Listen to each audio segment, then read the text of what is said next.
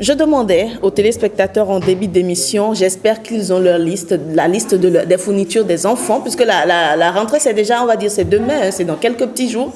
Vous avez la liste? Ah, pour les enfants? Oui. Non, pas besoin de me la liste. Vous l'avez, non? Très bien. Est-ce que vous avez déjà acheté tout ce qu'il faut? Ah, bon, moi, j'ai acheté ce que je trouve essentiel. Pour l'école. Vous faites très bien de parler d'essentiel parce qu'il y a des demandes on a beaucoup de plaintes, enfin de plus en plus, il y a des demandes de ciment. Il y a des demandes ça on est habitué depuis quelques temps, de papier hygiénique, des paquets de papier rame. On se demande, parce que je représente les téléspectateurs, que mes invités ne se sentent pas vexés. On a l'impression que c'est pour la secrétaire ou l'administration, les papiers rame, parce qu'on ne sait pas toujours ce que les enfants vont en faire. Et nous avons sur ce plateau des invités très très intéressants parce que nous avons sélectionné les protagonistes directement.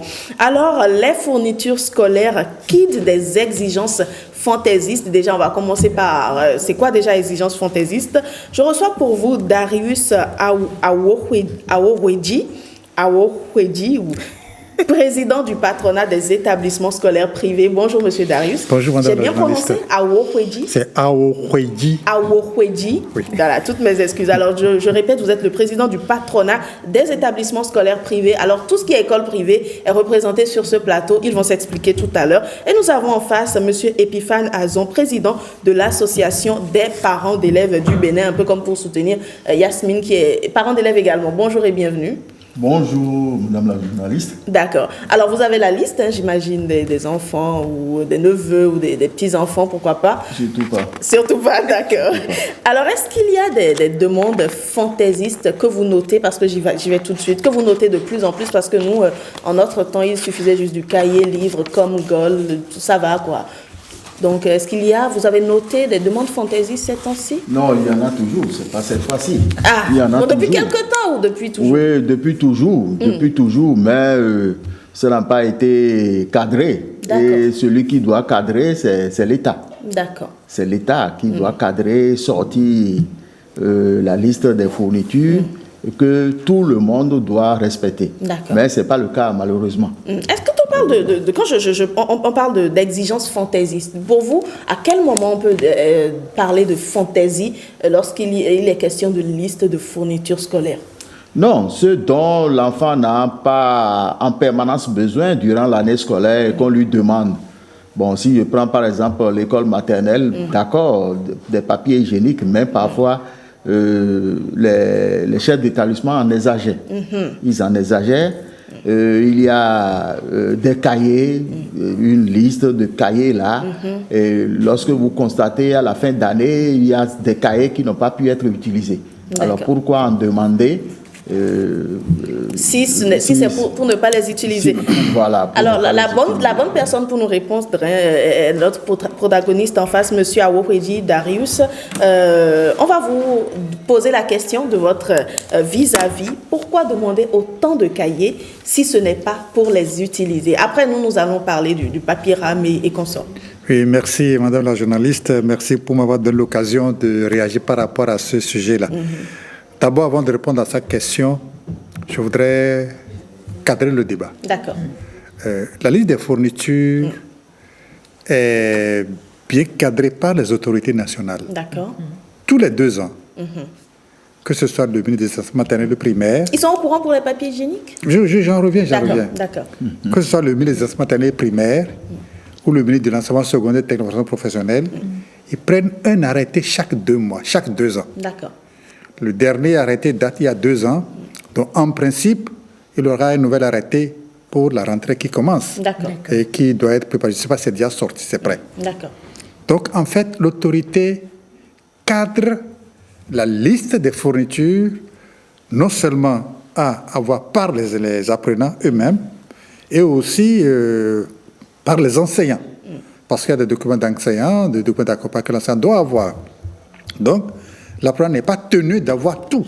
D'accord. Donc, il y a une liste que l'autorité prend et fixe tous les 2 ans.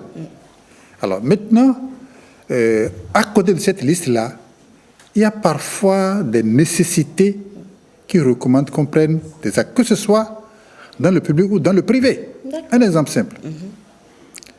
Je suis dans une école privée. Alors, il arrive des fois, on se demande pourquoi les enfants apportent un balai en classe. Bien sûr. Et pourquoi ils peuvent amener la roue pour travailler. Si chaque enfant doit apporter un balai quand même. Voilà, très bien. Mais à ma connaissance, la dernière liste que j'ai vue, il y a bien sûr un balai dedans. D'accord. Un balai, n'est-ce pas? Si déjà pour l'environnement, les circonstances, les besoins du milieu, les directeurs, les autorités de l'école estiment qu'il fallait ci ou ça, je pense que ça peut être justifié. Moi, ce que je voudrais dire, il ne faudrait pas qu'on parle de fournitures fantaisistes, mais de fournitures justifiées ou non justifiées. D'accord. Parce qu'il faudrait que l'autorité, bien le responsable de l'école, soit capable de justifier. Si j'ai demandé tel ou tel élément pour l'élève, c'est que je veux justifier. Un apprenant qui a des difficultés, par exemple, en apprentissage pour l'écriture. En plus, ce qui est demandé sur la liste, si l'autorité estime que s'il devrait avoir un livre d'écriture, un cahier d'écriture pour l'aider, il peut demander. Il y a des cas spécifiques pour lesquels le maître de la classe ou l'enseignant peut demander aux parents de prendre tel ou tel ouvrage, mais tel document pour aider, pour améliorer l'apprentissage de son apprenant, de son enfant. Donc, c'est pourquoi je leur dis, s'il a des demandes non justifiées, lorsque le parent constate que ce qui est demandé, il ne comprend pas, il se rapproche pour demander pourquoi c'est ça. Mais en répondant à la question des cas non utilisés, là, excusez-moi très bien, il manque la vigilance des parents. Ah bon? Oui. Mais comment? Pourquoi? Très bien, très bien. Pourquoi? Parce que sur la liste, c'est demandé un cahier de leçons, un cahier de devoirs. Alors, si vous achetez un, terminé, vous complétez. D'accord. Ce n'est pas parce que vous demandez d'acheter 3 cahiers, 4 cahiers que vous allez acheter les 3, 4 cahiers. Parce qu'il y a aussi un autre problème qui se pose. Et le parent va le dire, je l'attends, il va nous attaquer sur ça. Et il y a des enseignants qui passent à côté les fournitures des élèves, des apprenants. Bon, moi, j'en ai surpris, j'en ai renvoyé. D'accord. Donc, bref. D'accord. Donc il peut y avoir ces velléités-là, mais c'est au chef d'établissement. L'homme est ce qu'il est, depuis toujours, l'homme est ce qu'il est. Et ce n'est pas seulement dans l'école privée, il y en a dans l'école publique. Donc là, il faudrait une vigilance du parent pour voir si on me demande 2 cahiers de 100 pages, alors que les 2 cahiers ne sont pas utilisés au même moment, j'achète un. D'accord. Quand l'autre finit, j'achète l'autre. D'accord. Et si on me demande une fourniture, mais je me rapproche gentiment pour savoir mais à quoi cela sert, ce qu'on m'a demandé. Ça sert à rien, je ne l'achète pas. D'accord. Merci beaucoup pour vos explications. Merci, madame. Est-ce que ça a convaincu les parents sur ce plateau? Je ne sais pas. Je vais laisser Yasmine Damata réagir très rapidement. Il manque de vigilance aux parents parce qu'ils ne savent pas toujours. Et tout ce qui est écrit est bien validé par le législateur et est justifié, comme le balai, par exemple. Allez-y, je vous écoute. Vous êtes sans voix? Merci beaucoup, Jennifer. Je peux faire l'exercice de lire une liste. Ok, on va y aller très rapidement. Une liste officielle ou une liste d'un établissement? D'un établissement. D'un établissement. Oui, et on va, parce qu'on va voir si c'est liste officielle. Très bien. Voilà, donc on va partir parce que même l'établissement part d'une liste officielle pour faire sa liste. Très bien. Et le parent n'est pas censé dire non. Parce que c'est pour son enfant. Quand tu dis non, c'est à croire que tu ne veux pas accompagner ton enfant dans son éducation. Lisez-moi voir. Un papier RAM, je précise que c'est pour l'enfant de CI. D'accord. Un RAM de papier A4, ça c'est un paquet. Un cahier de 100 pages. CI, pour quelle classe? CI. Un cahier de 100 pages. Un cahier de 100 pages calligraphe. 8000 lignes. Obligatoire. Ils ont précisé. 2 paquets de crayons de couleur de 12. 2 paquets pour un enfant du CI. 2 ardoises. Une pour l'école, une pour la maison. Je comprends. Une boîte de craie. Une boîte de craie. À garder à l'école. J'ai payé la scolarité. 2 papiers hygiéniques. C'est pourquoi la scolarité est où? 4 stylos bleus, 3 crayons à papier. Je comprends. Un savon Pamida. C'est pourquoi? La scolarité fait quoi finalement? Yes.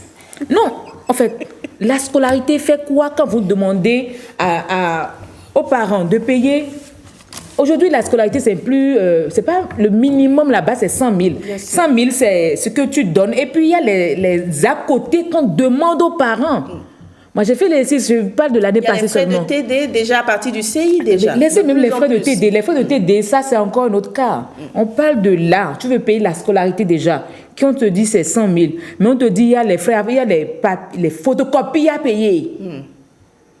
Par contre, malgré on a payé déjà la scolarité, qui est déjà 100 000. Les 100 000 servent à quoi finalement? D'accord. Moi, c'est ce que je voulais savoir. Parce qu'il y a une liste de fournitures, on dit d'acheter. Est-ce que ceci la liste est officielle? Il va nous dire. La liste des fournitures, c'est normalement, c'est pour accompagner l'apprenant. C'est qui doit avoir les livres, les cahiers pour copier ses leçons, les bics pour écrire dans le cahier. Nous avons aussi été à l'école. Moi, j'ai aussi fait une école. Mais moi, j'ai jamais vu mes parents acheter savon. D'autres écoles demandent même homo. Oui. Moi, j'ai même mis, c'était école bilingue. Du temps où on faisait les écoles bilingues, où maintenant on a refusé. Mais dans les écoles bilingues, là, on te demande des livres. Tu achètes tous les livres. Après, je te demande, mais ce livre, si depuis l'enfant n'a pas étudié, je dis, ah non, que comme tous les parents n'ont pas acheté, attends, moi, j'ai déjà acheté. Je n'ai pas une liste que le gouvernement envoie chaque année. C'est une liste que l'école m'envoie. Et je suis tenue d'acheter parce que je veux que mon enfant étudie dans de bonnes conditions, qu'il ne rate aucun cours. Du coup, on achète tous les livres. D'accord. Alors, Monsieur Azon, vous avez un peu suivi les différents avis sur ce plateau. Yasmine, redescendez, ça va?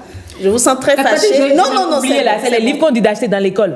Oui. C'est obligatoire dans l'école. Vous pouvez l'acheter ailleurs. Moi, on dit non, c'est dans l'école, vous achetez ça. Il y a pas de problème. Et la différence du prix, on connaît. Merci Yasmine.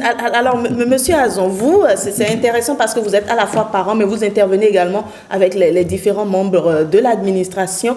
Il y a cette liste officielle qui est un peu comme standard et peut-être d'autres établissements rajoutent des choses. Est-ce que vous pensez que tout ça est utile quand même, parce qu'on ne va pas forcément tirer tout de suite sur l'administration. Vous discutez avec eux. Est-ce que le savon Palmida a son utilité peut-être pour laver les enfants ou pour laver une tache sur un vêtement par exemple? Bon, au CI, ça me surprend. Mais dans les écoles maternelles, je peux comprendre que les Quelle enfants est l'utilité du savon? Ok, d'accord. Dans l'éducation de l'enfant, dans son études, là, le savon à quelle place en fait? Non, pour l'école maternelle, bon, ça permet en principe, et comme elle l'a dit, lorsque le parent paye la scolarité, tout ça là est contenu. D'accord. Tout ça là est contenu. Donc, lorsque, en dehors de la scolarité, on demande papier hygiénique, on demande savon, et ci et ça. Bon, le président doit me dire quand même, doit avouer qu'il y a de l'exagération dans son rang. Il va nous dire. Est-ce qu'il y a des exagérations ou est-ce qu'ils ont des manquements qu'ils essaient de combler? Ce qui est sûr, il va nous expliquer. Mais on retient que le savon est utile déjà pour laver lorsqu'un enfant est taché. Bon, oui, mais c'est que c'est contenu, ça devrait être contenu dans la scolarité. Lorsqu'on demande ça là, à part à quoi ça doit servir lorsque la scolarité est déjà ce que nous savons. D'accord. Surtout dans les écoles privées. Lorsque nous savons ce que la scolarité représente, on n'a plus de raisons d'en rajouter. D'accord, mais on retient quand même que vous avez suivi son développement. Les listes sont quadrillées, apparemment en collaboration avec les chefs d'établissement, qui font comprendre aux législateurs peut-être qu'on a besoin qu'un enfant apporte un balai pour savoir balayer. Pourquoi pas? Non, c'est utile. Il faut éduquer l'enfant. L'école n'achète pas de balai alors? Une école qui a 4000 comme effectif, bon, si on prend les CEG, et qu'on demande à chaque enfant d'apporter un balai, bon, je ne sais pas. Il rentre avec, il a son balai avec son prénom peut-être. Ou bien c'est les nouveaux inscrits, balai avec son prénom. Pas avec ça, ça est dans un panier derrière au fond de la classe. D'accord, il n'y a pas de problème. Alors, et puis nous savons ce que l'administration en fait. Merci. D'accord, nous le saurons tout de suite. Président, apparemment, ils ont beaucoup de choses à vous dire. Oui, vraiment, on est là pour ça. Non, mais alors, reconnaissons, attention, il faut situer les choses dans leur même la boîte de craie. Non, attendez, madame, je viens. On y va. Je reconnais qu'il y a des indélicatesses. Ça, je le reconnais. Je l'ai déjà dit. Je suis promoteur d'école, j'ai des enfants avec moi. Ce qui se passe, j'en renvoie parce qu'il y a des comportements que je n'ai pas appréciés. D'accord. Mais justement, quand les parents m'informent, il y a des choses qui se passent, ne sont pas informés. OK. Il y a des enseignants qui demandent des choses indirectement aux enfants. Le promoteur ne sait pas, le directeur ne sait même pas. D'accord. Il y a des cas comme ça. Le cas d'espèce, Oui. C'est une exagération. Ah d'accord. Donc ça, il faut le dire. Cette liste est exagérée. C'est une exagération. Mais attention, attention. Il y a les relations écolage et fourniture demandée. Avouons-le, il y a des endroits où aujourd'hui encore, l'écolage est à 15 000, c'est entre 15 000 et 20 000 francs dans les écoles. D'accord. Il y a des endroits. Mais il y a d'autres endroits où l'écolage est 10 fois plus élevé que ça. Bien sûr. N'est-ce pas? Si je suis dans une école communautaire, une école de brousse, où l'écolage n'est pas à la hauteur de ce qu'il faut s'attendre à ce que le maître ou le promoteur demande certaines choses aux parents. Et on accepte. Mais vous allez comprendre, là où l'écolage est à un niveau donné, avec standard de vous ne verrez jamais ça. Non, mais... Attendez, vous ne verrez jamais ça, n'est-ce pas? Là où tout est prévu, et on prévoit tout même jusqu'à utiliser les sanitaires, vous ne verrez jamais cela. Alors, si ça arrivait, c'est de cela que je dis qu'il manque un peu de vigilance aux parents. Il y a des voies de recours. Ok. Il y a des voies de recours. D'accord. Bon, nous avons l'inspecteur qui est là. Si je suis au primaire, il y a les régions pédagogiques, les inspecteurs sont là. Même à l'école, de l'école, il y a les parents d'élèves. Monsieur Azon est là. D'accord. Si le parent sait qu'il y a exagération, il voit le bureau de l'APE, il voit dans quel contexte il faut corriger ce qu'il faut corriger. D'accord. Mais si le parent ne corrigeait pas, le parent n'est pas tenu de laisser son enfant dans cette école tout le temps. Je vois que j'ai grugé, je m'en vais. D'accord. Je m'en vais. Ça, c'est la solution la plus immédiate. Tout à fait. L'année suivante, je ne ramène plus mon enfant là. Je l'amène ailleurs. Mais quand il s'agit d'une école publique, là, c'est encore un autre élément. Tout à fait. Voilà. Monsieur Aoukwedji, vous n'êtes pas sans savoir que parfois la qualité de l'enseignement ou de l'excellence qui prône dans une école ou une autre définissent les choix des parents. Alors, Yasmine parlait tout à l'heure de scolarité qui n'est pas moins de 100 000, mais on a l'impression que c'est plutôt un effet de mode. Peut-être qu'il y a une école de 15 000 francs qui fixe tous ces, qui demande des balais, des savons, etc. Mais l'autre de 100 000, puisqu'il l'a vu, se dit, OK, désormais, chacun de mes enfants, de mes élèves, viennent avec un balai, viennent chacun avec une boîte de craie, chacun avec un pamnida, chacun avec un papier rame. À un moment, on se demande si ce n'est pas, excusez-moi, un commerce qui s'installe en dehors des frais de scolarité. Là, c'est l'exagération, n'est-ce pas? Oui, je répète, je le dis encore que tout est affaire de vigilance parce qu'il faut veiller. Mais je veux une école excellente. On m'envoie les frais de la liste de fournitures à quelques jours de l'école. Est-ce que j'ai le temps de penser à l'inspecteur? Est-ce que je sais où il se trouve? Est-ce que je connais Monsieur Azon? Je suis obligée de m'endetter peut-être, payer et après subir parce que je veux la qualité de cette école-là. Du coup, je rumine et je me sacrifie parce que je n'ai pas ces voies de recours. Comment on peut accéder à ces voies de recours? J'ai entendu là, au CI, je doute que ce soit une école sérieuse. Bon, je n'ai pas dit ça. Vous n'avez pas, on ne l'a pas dit non plus. Ils ont leur raison. Une école de référence, justement. Ils ont une école de référence.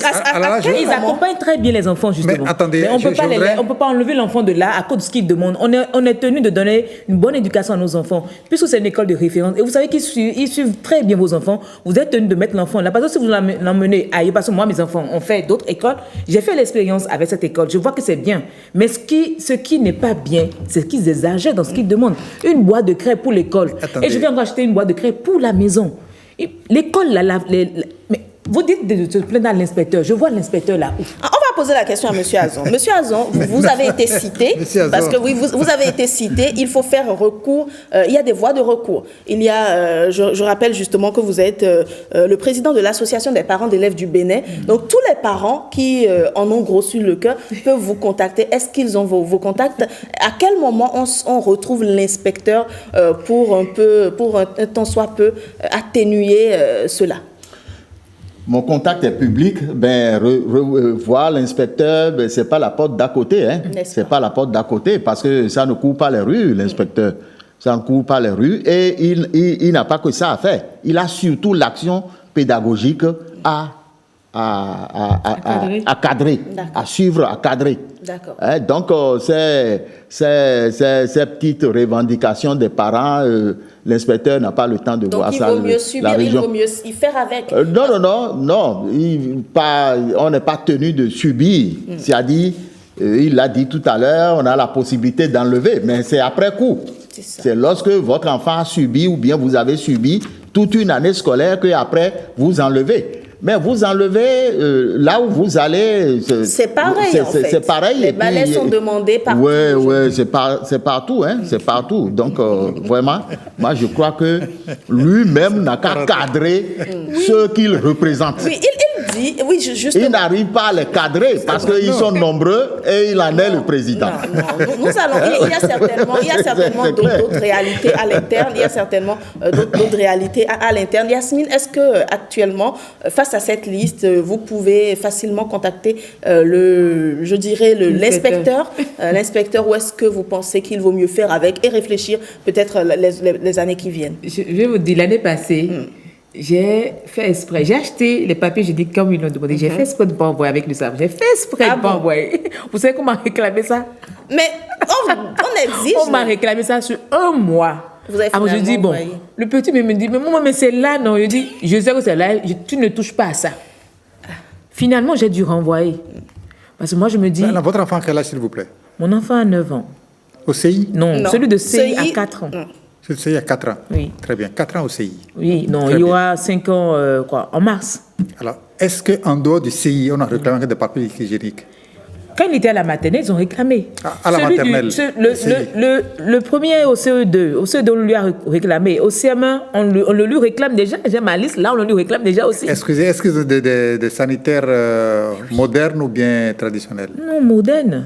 Donc ça veut dire qu'il va aux toilettes avec des sanitaires modernes. Oui, comme il le fait à la maison. Donc à l'école aussi, là, ça. Donc vous excusez ça? Attendez. Donc, parce qu'ils ont ça, je suis censée acheter un papier hygiénique pour mon enfant pour aller à l'école. Non, ils ont les factures, doivent payer. Hein? Mais oui, voilà. Écoutez, madame. C'est dans la scolarité. Donc, on comprend un peu déjà. Si ils ont des sanitaires modernes, il faut aller sur des sanitaires modernes avec papier hygiénique.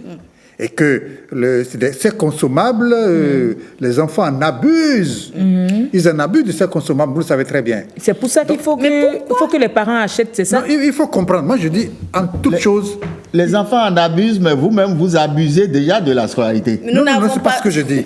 Moi, je n'ai pas de santé moderne encore chez moi, n'est-ce pas? Mais vous savez, vous avez une santé moderne. L'enfant doit aller aux toilettes, n'est-ce pas? Si vous mettez santé moderne, vous mettez quel que soit le paquet que vous mettez dans la toilette, ça va disparaître. Absolument. Mais il faudra comprendre le contexte dans lequel les parents doivent utiliser de l'eau. On peut utiliser de l'eau. Pas forcément, on n'est pas obligé d'utiliser du papier hygiénique. Non, c'est vous qui le dites. De toutes les manières, en conclusion, moi je voudrais dire tout simplement que tout ce qui est demandé, le parent doit comprendre le contexte dans lequel c'est demandé. D'accord. Vous avez parlé de justification. Justification. D'accord. Si le parent estime que ce qu'il n'a pas fait, il y a un bureau de l'APE qui est là. Le bureau de l'APE peut se réunir, se rapprocher de l'administration, et ça pourquoi ceci et ça. Mais dans le contexte là, où je suis dans une école où il y a des sanitaires modernes, demander à que chaque enfant vienne avec son papier hygiénique n'est pas encore exagéré. D'accord. Alors, monsieur Aoupéji, j'ai quand même une question. Hein. Il y a quelques années, où dans certaines écoles où il y avait des sanitaires, la scolarité n'était pas aussi élevée, mais les enfants allaient aux toilettes. Normalement, c'est vrai qu'il y avait peut-être des mémés ou autres qui coupaient les papiers hygiéniques, qui essayaient de bien s'en charger, mais les enfants allaient à l'école sans problème, ils allaient aux toilettes avec les papiers hygiéniques, avec une scolarité beaucoup moins élevée. Qu'est-ce qui peut expliquer ça? Non, mais en fait, je dis, tout est le contexte dans lequel nous sommes. D'accord, donc il faut écouter les promoteurs d'établissements. Il faut écouter les promoteurs. D'accord. Je ne peux pas juger un promoteur. Oui. Justement, puisque vous êtes un peu leur responsable, vous n'allez pas leur lancer la pierre, il faut discuter. Même pas s'il faut mal, je dis qu'il faut mal.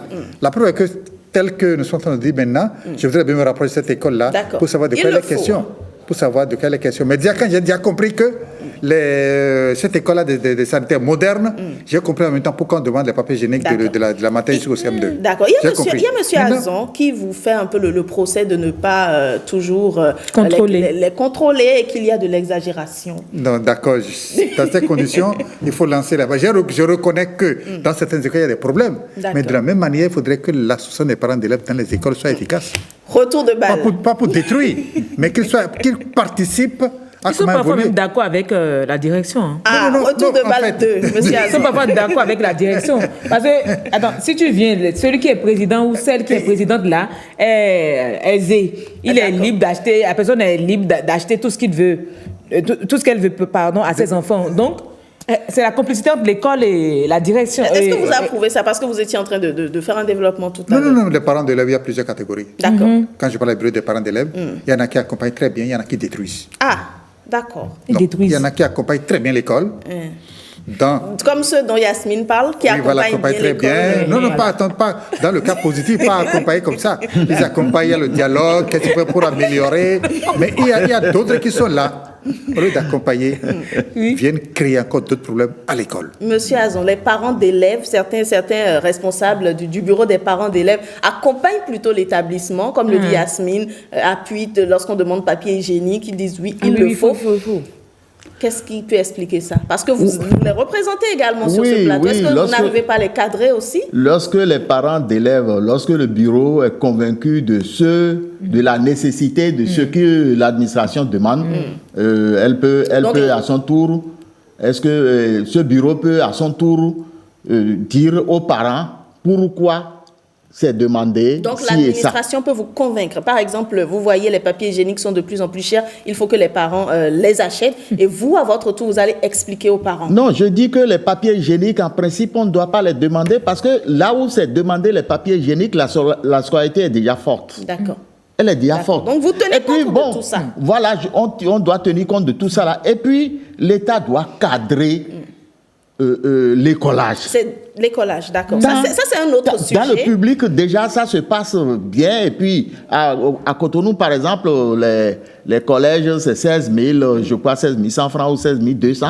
Mais le privé, ce n'est pas ça. C'est 100 000 par ici, c'est 4 000. Voilà, il y a des privés avec climatiseurs, oui, il y a des privés. Bien sûr, il y a des classes climatisées. Bien sûr. Ah bon, des classes climatisées? Bien sûr. Bon, là, vous faites bien de me l'apprendre. Hein. Moi, vous faites bien de me l'apprendre, donc je vais suivre là pour voir. D'accord. Okay. Donc, le temps est malheureusement parti. On va faire un dernier tour de table. Les parents ont hâte de vous écouter parce qu'il y en a qui ont la liste des fournitures sous les yeux. Ils ne savent pas trop quoi faire. Je commence par vous, Yasmine. Quel conseil? Non, je sais que vous êtes dans la peau de parents d'élèves. Mais dites... Moi-même, je suis là. Je veux dites au moins la solution. Dites courage. Ah non, on est déjà dedans. La rentrée, c'est dans quelques jours. Oui. Donc, qu'est-ce qu'on peut faire pour les listes où on nous demande des choses qu'on trouve que c'est pas bien pour ça rentre pas dans le cadre de l'éducation de nos enfants. Qu'est-ce qu'il faut faire? Si c'est pour apprendre à l'enfant à se nettoyer, les papiers, on peut faire ça nous-mêmes à la maison. D'accord. Donc, ils n'ont qu'à acheter les papiers hygiéniques c'est eux qui ont construit l'école. C'est pas nous, c'est eux qui ont mis l'hygiène qu'il faut. Ils achètent ce qu'il faut pour accompagner. Mais aux parents d'élèves, vous dites quoi? Il faut acheter, c'est ça? Il faut acheter. En tout cas, moi, ma solution là, je vous ai donné la base. C'est ce que j'ai fait l'année passée. J'ai acheté, j'ai retardé.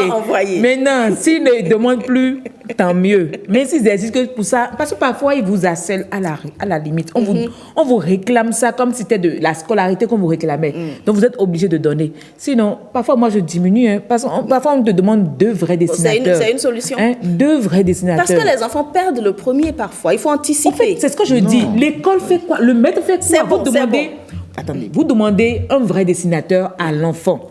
L'école fait quoi? Vous demandez un stylo à l'enfant. L'école fait quoi? Comment vous gérez? Et le stylo se perd. Au cours d'une année scolaire, vous achetez parfois même 2 cartons de bic. Il faut avouer qu'on ne maîtrise pas toujours les enfants, donc ça peut se perdre. Yasmine, je comprends. Ça peut se perdre. Moi, je me suis toujours demandé. Non. Je me suis toujours demandé. Les enseignants font quoi? Parce que vous me demandez. Quelques secondes. Au début de la rentrée, vous me demandez, ramenez tout ce que vous avez acheté. On ramène. Vous faites le point de tout. Dans le cas où vous écrivez. Merci. Esprit, on achète pour ne pas rater, mais à la fin de l'année, on n'a pas tout. Vous avez épuisé. Justement, on n'a pas tout. Ça passe par où ce qu'on n'a pas? Monsieur Azon, très rapidement, au nom de l'association des parents d'élèves, un mot aux parents qui nous écoutent et qui peut-être ont les cheveux tirés. Bon, ce qui m'embête, c'est que jusqu'à maintenant, la liste des fournitures n'est pas sortie. Il paraît que ça sort tous les 2 ans. Bon, est-ce que ce qui est sorti en 2022 est valable pour 2024, 2025? Je ne sais pas. On le saura. Parce que l'arrêté sort et on met copie, on met ampliation à la FENAPEB et la FENAPEB n'a jamais vu. Donc, moi, je ne connais pas la liste des fournitures et j'ai envie de connaître pour conseiller les miens.